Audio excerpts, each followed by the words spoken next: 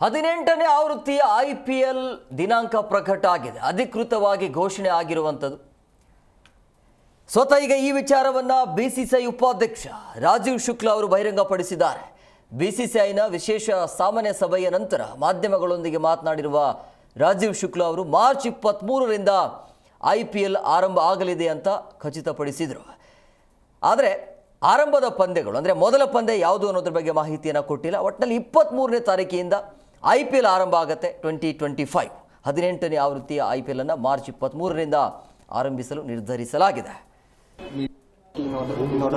WPL के venue वगैरह के लिए वो क्लैरिटी हो गई है ऑलमोस्ट, और वो डिक्लेयर हो जाएगा तो नोट इश्यू हो जाएगा उसका. सर, IPL कमिश्नर को लेकर भी कोई बदलाव होने की संभावना आने वाली है? नहीं, अभी तो IPL कमिश्नर 1 साल के लिए अपॉइंट हो गया.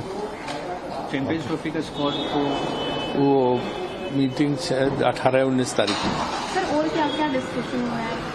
नहीं, इसका तो सिंगल पॉइंट एजेंडा था, तो ये वाला डिस्कशन था. IPL या WPL में कोई मेजर एजेंडा है ऐसे कुछ?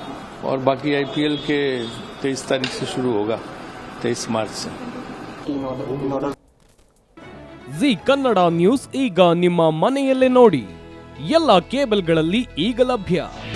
ನಿಮ್ಮ ನೆಚ್ಚಿನ ಜಿ ಕನ್ನಡ ನ್ಯೂಸ್ ಈಗ ಸನ್ ಡೈರೆಕ್ಟ್ ನಲ್ಲಿ number 292, Tata play number 1664, Jio TV number 1334, NXT digital number 30, in cable number 30, city networks 51, U digital number 162, GTPL number 17, Rockline telecommunications number 42, Shri Basaveshwara cable number 168, rural cable network 60, Vinayaka digital 57, Abhishek cable 821, city channel 53, Siddeshwara cable network 57, V4 digital Infotech 628, Surya digital networks 53, Gajanan digital number 836, Malnad Infotech private limited number